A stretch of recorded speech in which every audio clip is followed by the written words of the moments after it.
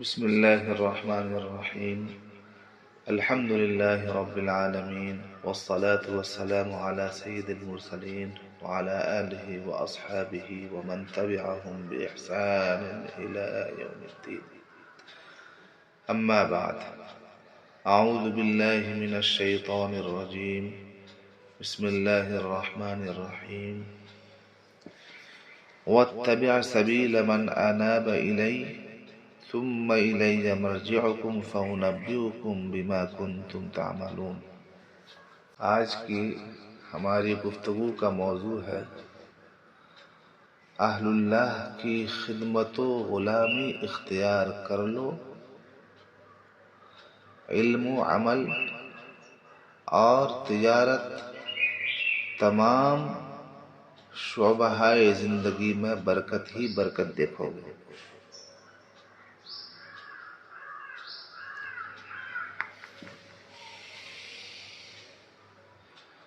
علامہ اقبال رحمۃ اللہ علیہ نے بہت ہی قیمتی اشعار بیان فرمائے ہیں جو میں آپ حضرات کی خدمت میں پیش کرتا ہوں۔ علامہ فرماتے ہیں، تمنا درد دل کی ہو تو کر خدمت فقیروں کی، کہ نہیں ملتا یہ گوہر بادشاہوں کے خزینے میں۔ نہ پوچھ ان خرقہ پوشوں کو، ارادت ہو تو دیکھ ان کو، ید بیضا لیے بیٹھے ہیں اپنے آستینوں میں۔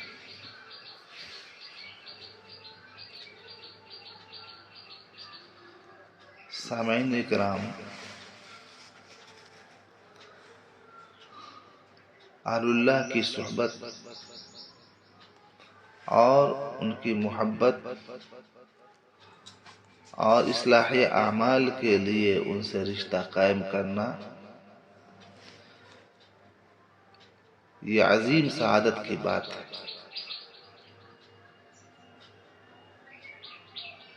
اور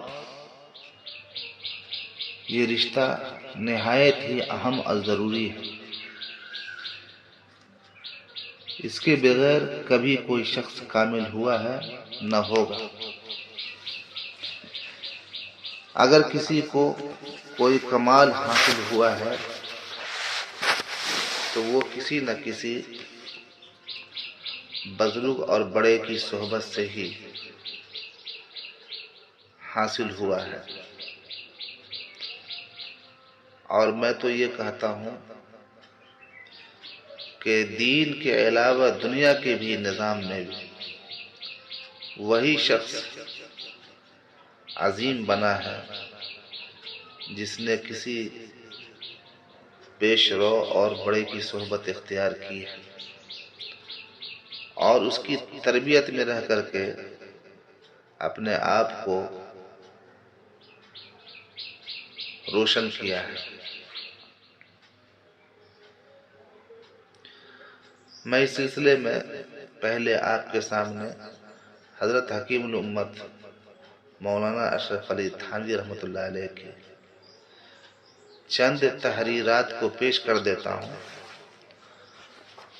تاکہ آپ حضرات اندازہ لگا لیں کہ کتنی صحبت شیخ کی ضرورت ہے، اولیاء اللہ کی صحبت کی ضرورت ہے۔ اپنی کتاب شریعت و طریقت میں ایک جگہ حضرت حکیم الامت رحمۃ اللہ علیہ نے فرمایا، بیعت کی اصلی بڑی ضرورت یہی رفاقت یا پیر کی صحبت و تعلق ہے، تاکہ راستہ کے خطرات یا اس کی ٹھوکروں سے حفاظت ہو۔ علم چاہے ہو یا نہ ہو، بلکہ علم بھی بلا صحبت کے بیکار ہے۔ حضرت فرماتے ہیں، صاحب صحبت بلا علم کی اصلاح صاحب علم بلا صحبت سے زیادہ ہوتی ہے۔ صحابہ کرام رضی اللہ تعالی عنہم اجمعین سب کے سب عالم نہ تھے، مگر ادنا سے ادنا صحابی کی فضیلت بھی اعلیٰ سے اعلیٰ محدثین و فقہا اور بڑے بڑے اولیاء و اقطاب پر مسلم ہے۔ اس فضیلت کا مدار محض حضور اکرم صلی اللہ علیہ وسلم کی صحبت پر ہے۔ صرف صحبت سے پایا جو کچھ پایا، اور ہمیشہ اہل اللہ نے صحبت ہی کا التزام رکھا۔ اتنی توجہ علم کی طرف نہیں کی جتنی صحبت کی طرف کی۔ آگے حضرت فرماتے ہیں، بھلا نری کتابوں سے بھی کوئی کامل ہوا ہے؟ موٹی بات ہے کہ بڑھئی کے پاس بیٹھے بغیر کوئی بڑھئی نہیں بن سکتا، حتیٰ کہ بسولہ بھی بطور خود ہاتھ میں لے کر اٹھائے گا تو وہ بھی قاعدہ سے نہ اٹھایا جا سکے گا۔ بلا درزی کے پاس بیٹھے سوئی پکڑنے کا انداز بھی نہیں آتا، بلا خوش نویس کے پاس بیٹھے اور بلا قلم کی گرفت اور کشش دیکھے ہرگز کوئی خوش نویس نہیں ہو سکتا۔ غرض بدون کامل کی صحبت کے کوئی کامل نہیں بن سکتا۔ صحبت صالح ترا صالح کند، صحبت طالح ترا طالح کند، ہر کے خواہد ہم نشینی با خدا، وہ نشینت در حضور اولیاء۔ یک زمانہ صحبت با اولیاء، بہتر از 100 سالہ طاعت بے ریا۔ صحبت نیکاں اگر یک ساعت است، بہتر از 100 سالہ زہد و طاعت است۔ مطلب یہ ہے کہ نیک آدمی کی صحبت تم کو نیک بنا دے گی، اسی طرح بدبخت کی صحبت تم کو بدبخت بنا دے گی۔ جو شخص خدا تعالیٰ کی ہم نشینی کا طالب ہو تو اس کو اولیاء کرام کی صحبت میں بیٹھنا چاہیے۔ اللہ والوں کی تھوڑی دیر کی صحبت 100 سالہ بے ریا طاعت و عبادت سے بہتر ہے۔ نیکوں کی صحبت اگر ایک گھڑی بھی نصیب ہو جائے تو وہ 100 سالہ زہد و طاعت سے بہتر ہے۔ سامعین اکرام، ان اشعار اور ان کے مطلب سے جو بات سمجھ میں آتی ہے وہ یہ ہے کہ کامل کی صحبت میں بعض اوقات کوئی گر ہاتھ آ جاتا ہے، یا کوئی حالت ایسی قلب میں پیدا ہو جاتی ہے جو ساری عمر کے لیے مفتاح سعادت بن جاتی ہے۔ ہر وقت یا ہر ساعت مراد نہیں، بلکہ وہی وقت اور وہی ساعت مراد ہے جس میں یہ حالت میسر ہوگی۔ ہر صحبت میں اس کا احتمال ہے، اس لیے ہر صحبت کا اہتمام ہونا چاہیے۔ اس سے ہر صحبت کا مفید اور نافع ہونا ظاہر ہے۔ اور اس حالت کو 100 سالہ طاعت کے قائم مقام بتلانے کو ایک مثال سے سمجھ لیجئے۔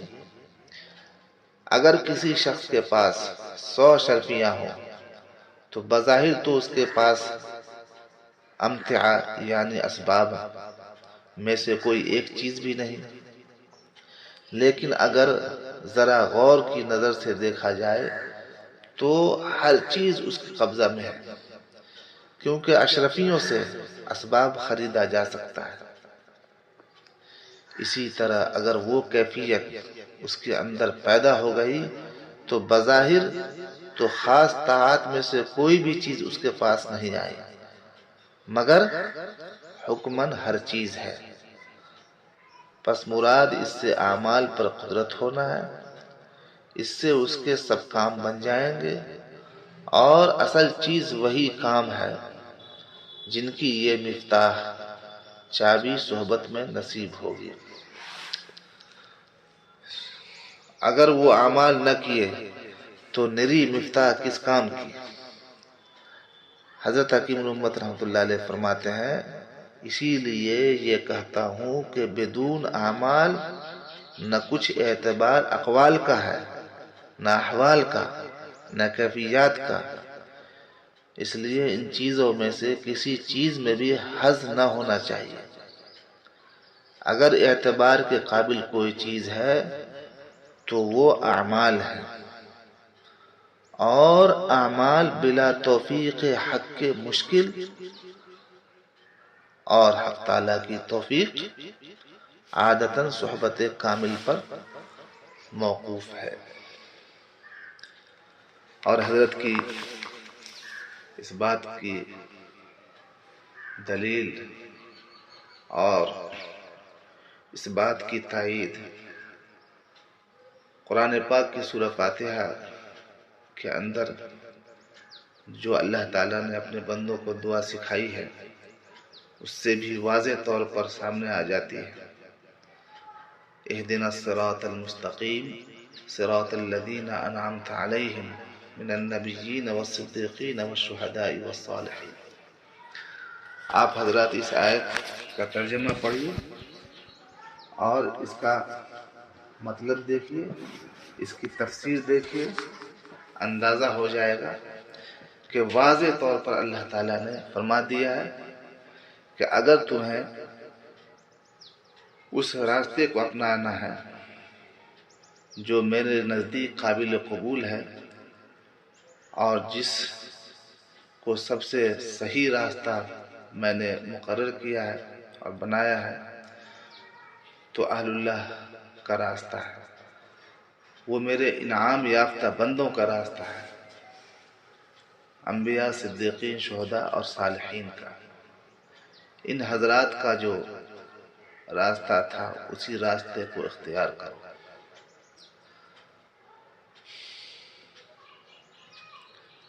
حضرت تھانوی رحمۃ اللہ علیہ نے اپنے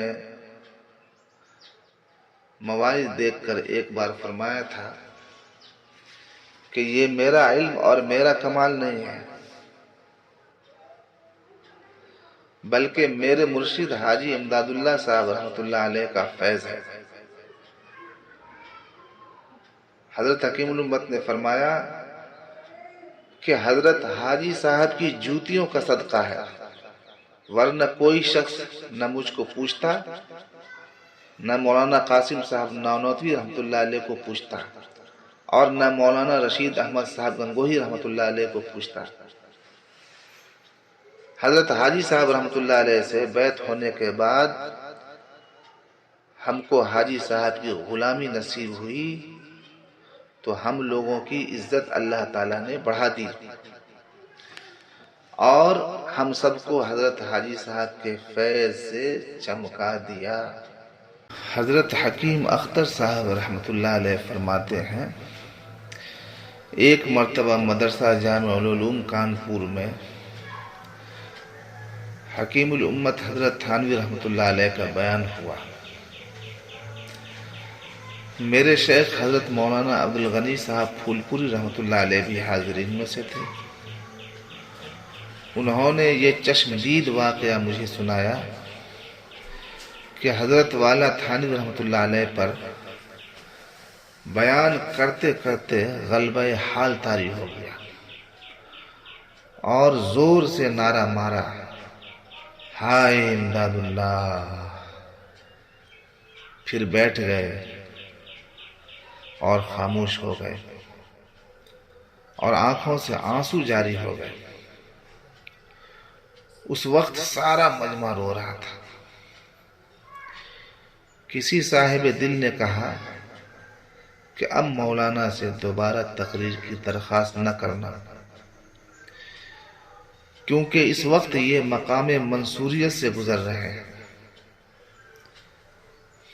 اگر اب تقریر کے لیے کہو گے تو ان کی زبان سے ان الحق نکلنے کا خطرہ ہے، یعنی میں ہی حق ہوں اور خدا ہوں، اس لیے ان کا خاموش رہنا ہی ٹھیک ہے۔ بعد میں کسی نے حضرت والا سے پوچھا کہ آج کیا ہو گیا تھا، اس سے پہلے تو ایسا کبھی نہیں ہوا۔